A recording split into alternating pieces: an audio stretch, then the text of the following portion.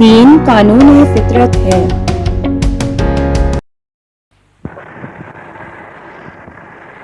جو دین فطرت ہے، یعنی ایسا دین جو قانون قدرت کے موافق ہے،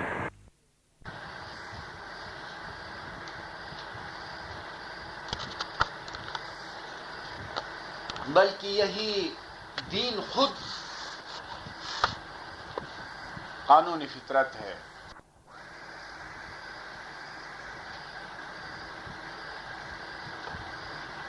سب سے پہلے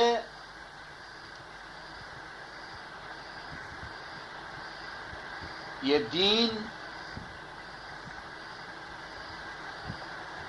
اللہ تعالی کی صفات میں تھا،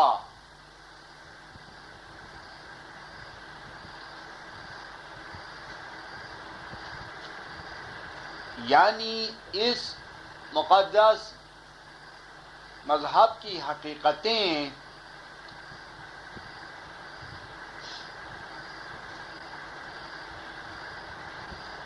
اللہ تعالیٰ کی صفات کی حیثیت سے تھیں،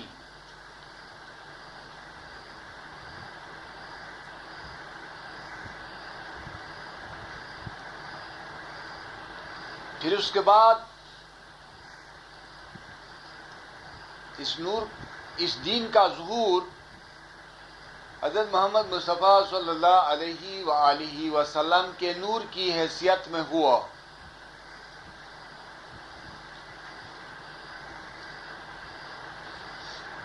یعنی یہ دین جو اللہ تعالیٰ کی صفات میں تھا،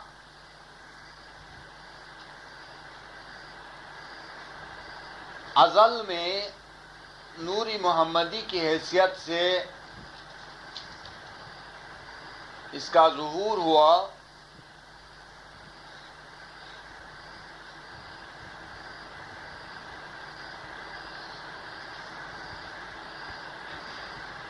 اس نور محمدی میں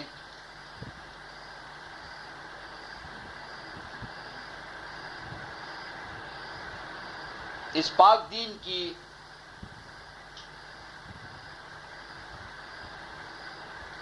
اعلیٰ سے اعلیٰ حقیقتیں موجود تھیں۔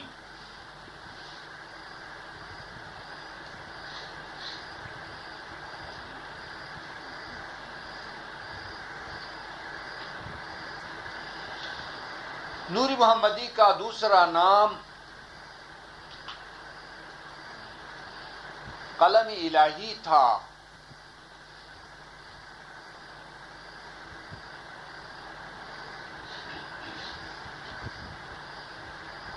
اور وہی قلم الہی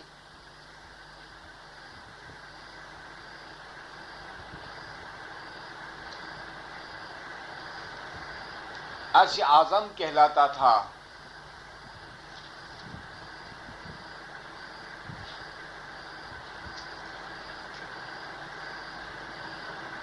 اور اس کا ایک اور نام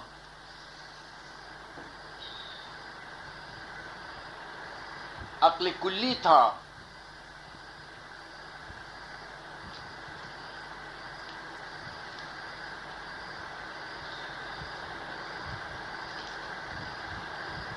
چنانچہ یہ دین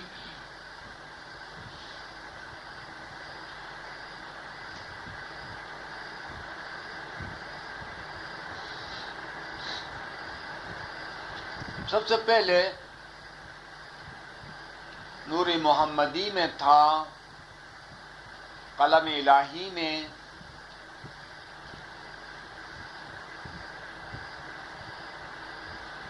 عقل کلی میں، اور عرش اعظم کی حیثیت میں۔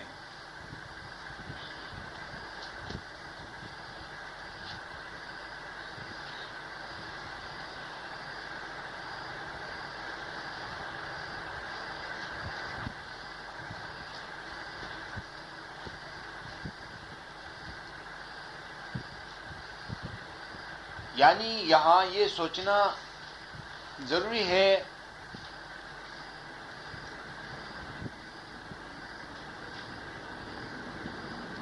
کہ ہر چیز کا کوئی وجود ہوتا ہے، اس کی کوئی حیثیت ہوتی ہے.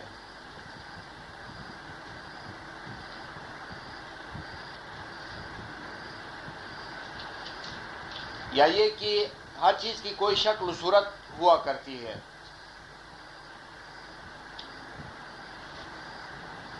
تو سوال ہے کہ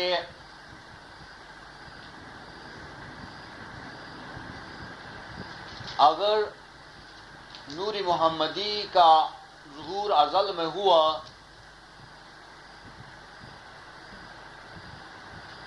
تو اس نور کی کیفیت و صورت کیا تھی؟ یعنی وہ کس چیز کا نور تھا؟ ظاہر ہے کہ وہ کوئی مادی نور تو نہیں تھا،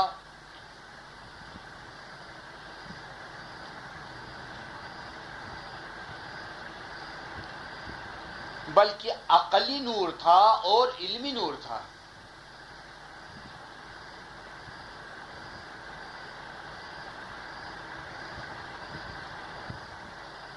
جب مانا گیا کہ وہ عقلی نور تھا اور علمی نور تھا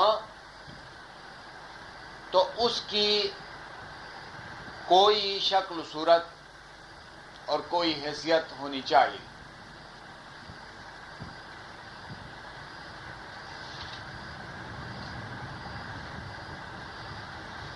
اور وہ یہ کہ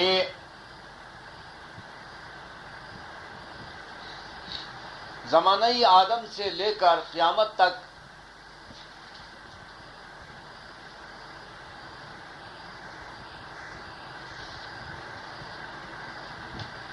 اس دین حق کی جو حقیقتیں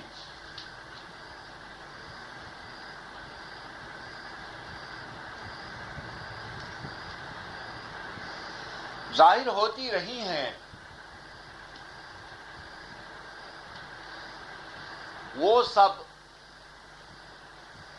ازل میں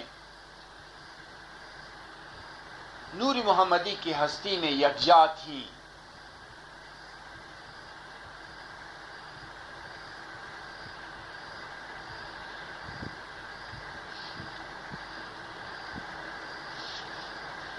آپ نے بھولیے گا کہ ہم نے نور محمدی کا دوسرا نام عرشی الہی یا کہ عرشی اعظم بتایا ہے. ایک اور نام قلم الہی ہے.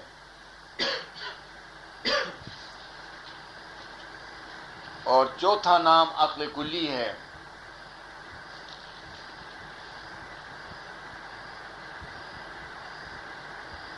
بہرحال نام جو بھی ہو،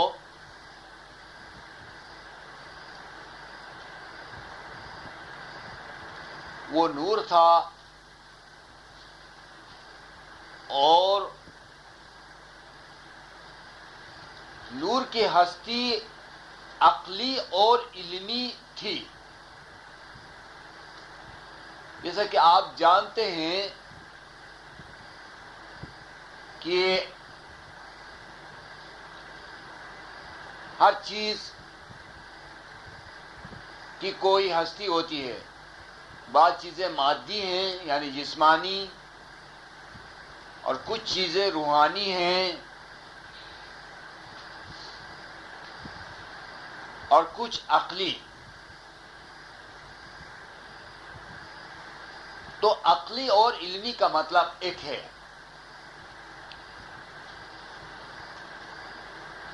چنانچہ سب سے پہلے عقلی وجود ہونا چاہیے، یعنی علمی وجود. پھر اس کے بعد روحانی اور آخر میں جسمانی وجود ہے.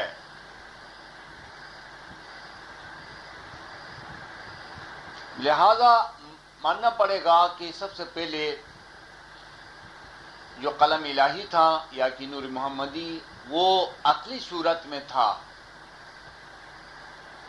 اور اس کے اندر دین کی حقیقتیں موجود تھیں.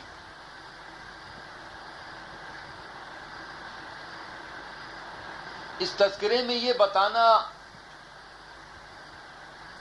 اور یہ ثابت کرنا مقصود ہے کہ دین جو ہے دین حق ہمارا دین وہ آج سے نہیں ہے، وہ ازل سے ہے. اور جب مانا گیا کہ یہ دین ازل سے ہے تو ثابت کرنا ہوگا کہ وہ کس صورت میں تھا اور کیا اس کا نام تھا.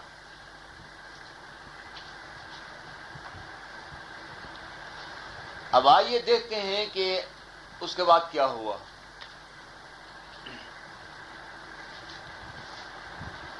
یہ دین قلم الہی یا کہ نور محمدی کے بعد لوح محفوظ پر آیا تو وہاں اس کی شکل روحانی بن گئی.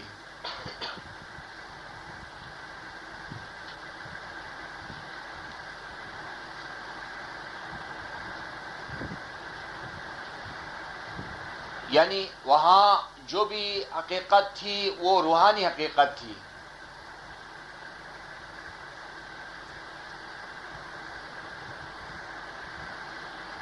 جس طرح شریعت کی زبان میں بتایا جاتا ہے کہ قلم سے اللہ تعالیٰ نے فرمایا کہ قلم لکھ وہ ساری چیزیں جو میرے ارادے میں ہیں، تو اسی ایک امر کے ساتھ قلم نے تمام چیزیں لوح محفوظ پر لکھ ڈالی. تو اس وقت دین کا دوسرا ظہور ہوا لوح محفوظ پر.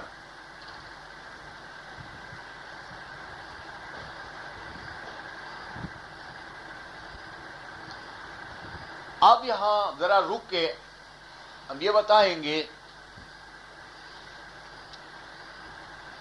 کہ یہی دین قرآن تھا جو ازل میں اللہ تعالیٰ کی صفات میں تھا، اور یہی دین قرآن اور نور محمدی کی حیثیت میں قلم الہی پر آیا یا کہ اس کا دوسرا نام قلم الہی ہوا. اور اس کے بعد یہی دین، یہی قرآن، یہی نور محمدی لوح محفوظ پر اتر آیا.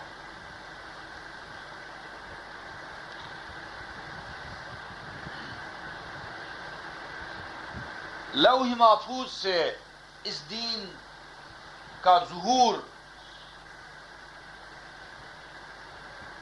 انبیاء علیہم السلام کی آسمانی کتابوں کی صورت میں ہوا.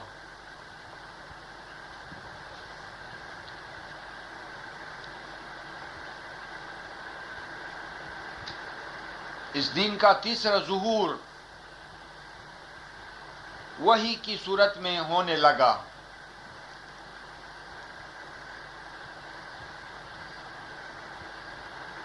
یہی اسلام، یہی دین حق،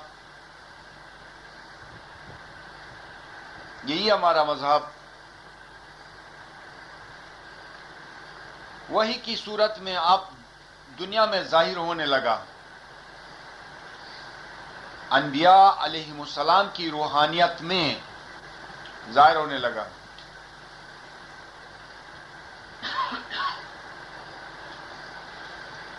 اس کو آپ وحی کہہ سکتے ہیں، روحانیت کہہ سکتے ہیں.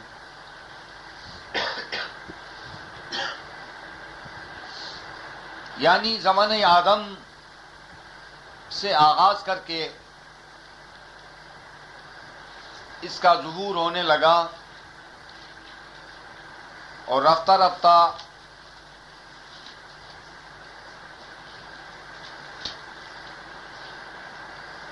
ہر بڑے پیغمبر پر اس کا ایک ظہور ہوا، اور حضرت نبی محمد صلی اللہ علیہ وآلہ وسلم پر اس کا کامل ظہور ہوا۔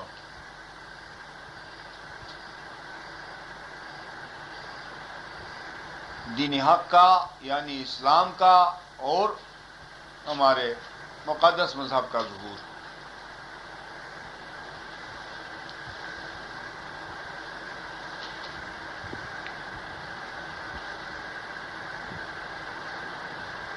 حضرت مولانا سلطان محمد شاہ کے فرامین اقدس میں یہی اشارے ہیں۔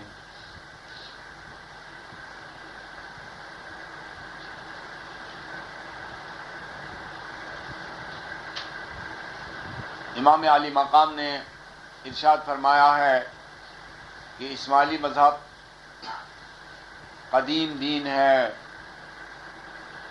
اور یہ ایک ایسا پھول ہے جو مختلف زمانوں میں مختلف رنگوں میں کھلتا ہے۔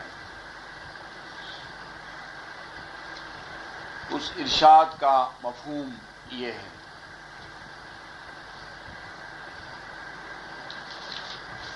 اور اسی کی میں نے کچھ وضاحت کی۔ تو لوگ سمجھتے ہیں کہ اسلام دین حضرت محمد صلی اللہ علیہ وآلہ وسلم کے زمانے سے ہے، حالانکہ وہ خود دیکھتے ہیں کہ قرآن کے اندر اس کا ذکر ہے کہ یہ ابراہیم کے زمانے سے ہے، اور کچھ دوسری آیتوں میں ارشاد ہے کہ یہ نوح علیہ السلام کے زمانے سے ہے، اور کچھ اس سے بڑھ کر ہے کہ یہ دین فطرت ہے اور خدائی دین ہے، لہذا خدا کی عادت و سنت کی حیثیت سے، قانون قدرت کی حیثیت سے یہ دین ہمیشہ سے پایا جاتا ہے۔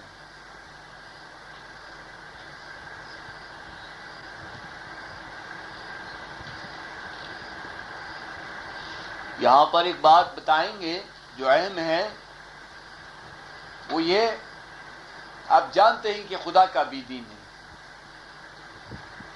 رسول کا بھی دین ہے، اور مومنین کا بھی دین ہے، لیکن خدا کا الگ، رسول کا الگ اور مومنین کا الگ دین نہیں ہے۔ یہی حق دین خدا کا بھی ہے، پیغمبر کا بھی اور مومنین کا بھی۔ لیکن ایک سوال یہاں یہ پیدا ہوتا ہے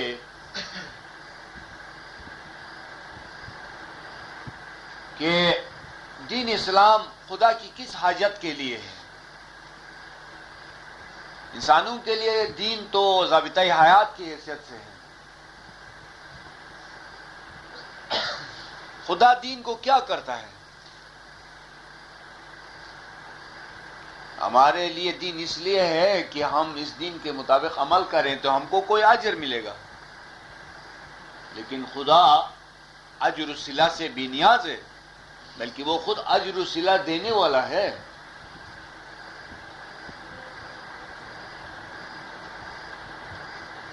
اس نے انبیاء کو دین دے کر دنیا میں بھیجا، لیکن اس کے لیے دین کی کیا حاجت ہے؟ اور کس حیثیت سے خدا نے دین کو اپنایا ہے؟ کب سے ہے یہ؟ اس کا جواب یہ ہے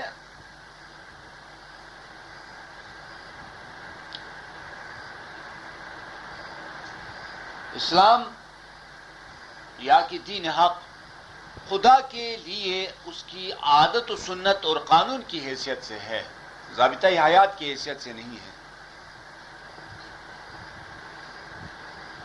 اس کے قانون، اس کی عادت اور سنت کی حیثیت سے ہے۔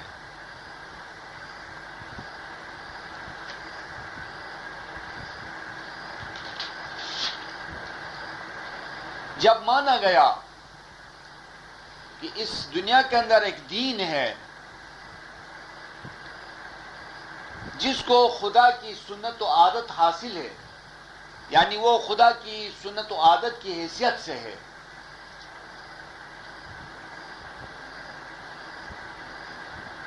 تو اس کی منطق یہ بن گئی کہ یہ دین ہمیشہ سے ہے، یعنی ازل سے ہے، کیونکہ خدا کی عادت و سنت کو تو ہمیشہ سے ہونا چاہیے، اور جب خدا کا دین ہمیشہ سے ہے تو اس کی کوئی شکل و صورت چاہیے، اس کی کوئی ہستی چاہیے، حیات قضائی چاہیے، تو اسی کے مطابق میں نے کہا کہ خدا کے دین کی شکل و صورت عقلی ہے، علمی ہے، پھر اس کے بعد روحانی ہے، پھر اس کے بعد تحریری ہے، پھر اس کے بعد عملی ہے، اس کی مختلف شکلیں ہیں۔ عملی آپ جانتے ہیں، آج جو سچے مسلمان ہیں یا جو حقیقی مومنین ہیں، ان کے اندر اسلام کس معنی میں ہے، کس حیثیت میں ہے؟ عمل کی صورت میں ہے۔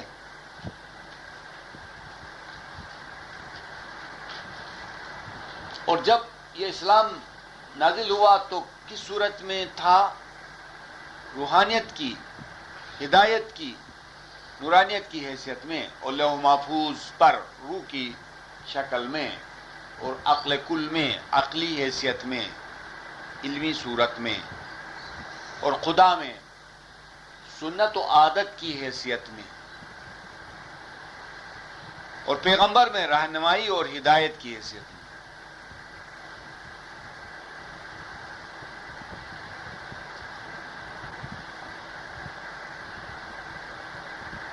یہ ہیں اسماعیلی مذہب کی گہری حقیقتیں۔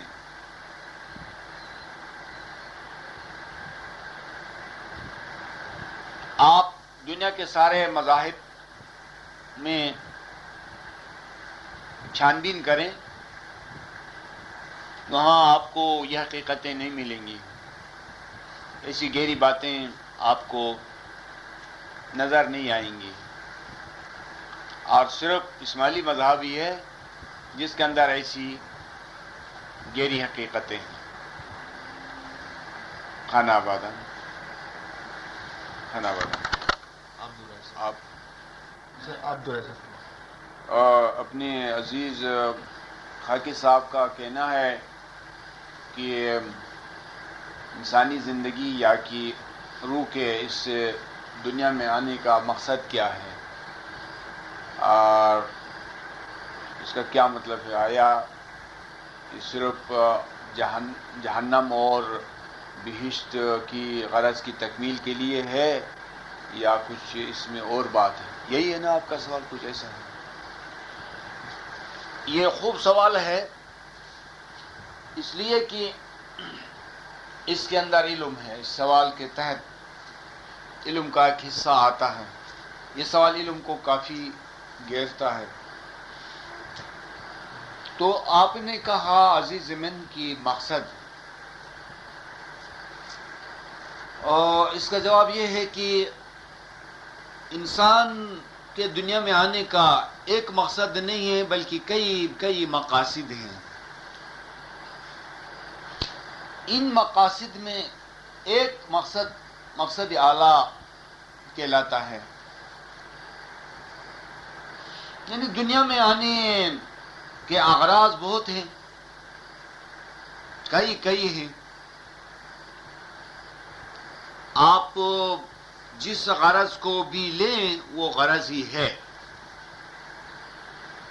کوئی کہہ سکتا ہے کہ دنیا میں ہم اس لیے آئیں کہ سیارہ زمین کو آباد کریں، یہ بھی ایک غرض ہے، لیکن یہ مقصد اعلیٰ نہیں ہے۔ اور دنیا میں اس لیے آئیں کہ ہم زندگی گزاریں اور نوع انسان کی نسل بڑھے اور دنیا میں قومیں آباد ہو جائیں، یہ بھی بات ہے، لیکن نہیں۔ مجھے معلوم ہے کہ آپ کا سوال جو ہے وہ مقصدی عالی سے ہے، اور سب سے جو اونچا مقصد ہے اس کے بارے میں آپ پوچھتے ہیں۔ دیکھیے، اگر ہم یہ کہیں قرآن کے بے موجب وَمَا خَلَقْتُ الْجِنَّ وَالْإِنسَ إِلَّا لِيَعْبُدُونِ وَلِيَعْرِفُونِ، ہم نے جنات اور انسان کو پیدا نہیں کیا مگر اس لیے کہ وہ ہماری عبادت کریں اور ہم کو پہچانیں۔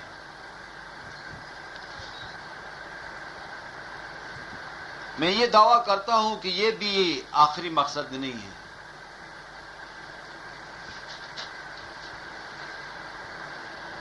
یہ بھی آخری مقصد نہیں ہے۔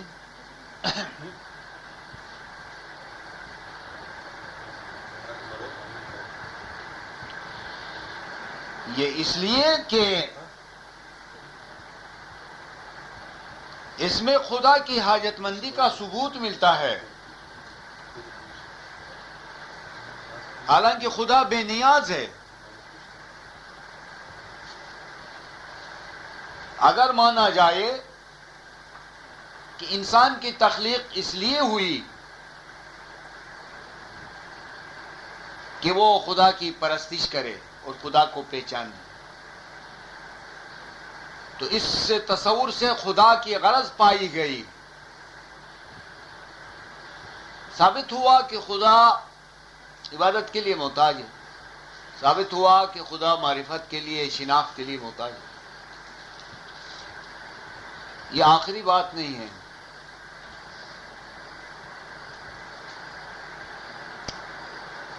آخری بات کچھ اور ہے۔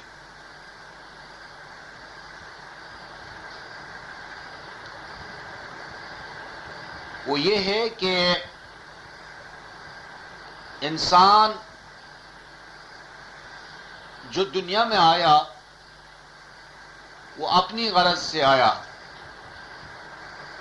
اور اپنے ہی مقصد کی تکمیل کے لیے آیا۔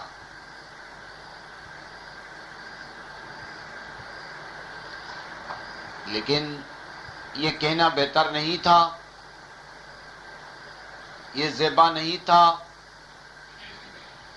کہ خدا یہ کہے کہ تم اپنے مقصد ہی کے لیے آئے ہو، بلکہ ادب کا تقاضا یہ تھا کہ اس میں خدا کا ذکر ہو اور عبادت کا نام لیا جائے، اور سب جانتے ہیں کہ عبادت اگرچہ منسوب خدا سے ہے لیکن فائدہ اس کا انسان کو ہے، لہذا اگر انسان عبادت کرتا ہے تو وہ خدا کے لیے نہیں کرتا ہے، ظاہر میں وہ خدا کے لیے کرتا ہے لیکن حقیقت میں وہ خدا کے لیے نہیں کرتا، وہ اپنے فائدے کے لیے کرتا ہے۔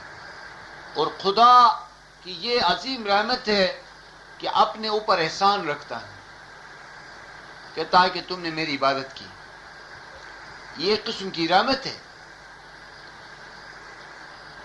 اسی طرح اسی مقصد کے پس منظر میں کہ خدا کی پرستش کے لیے جنات اور انسان کو پیدا کیا گیا ہے، وہ مقصد پوشیدہ ہے جو انسان کا اپنا ہی مقصد ہے، اور انسان کا اپنا ہی مقصد یہ ہے کہ دنیا میں آئے اور خدا کی رحمتوں اور مہربانیوں کا مستحق قرار پائے، وہ اسی لیے آیا ہے، اور اس کے بغیر یہ ممکن نہیں تھا کہ اس کا کوئی کارنامہ بنے۔ وہ کہ خدا کسی خدمت کے بغیر بھی انسان کو نواز سکتا تھا، کسی کارنامے کے بغیر بھی اس کو بہت کچھ عنایت کر سکتا تھا، لیکن اس میں مزہ نہیں تھا اتنا جتنا کہ انسان کے اپنے کارنامے کے انجام پر دینے سے ہوتا ہے۔ وہ کہ اس میں بھی خدا ہی دیتا ہے، اس میں بھی خدا دیتا اگر دیتا، لیکن مزہ اس میں ہے کہ خدا مدد کرے اور انسان اپنا کوئی کارنامہ قائم کرے، پھر مزہ ہے۔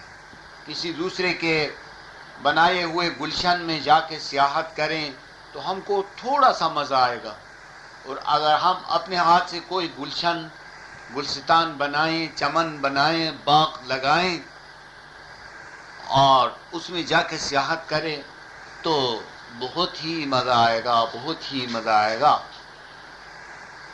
اور اسی لیے خدا نے کوئی انسانوں کے لیے پہلے سے جنت تیار کر کے نہیں رکھی ہے، اور دوزخ بھی اس نے تیار نہیں کی ہے۔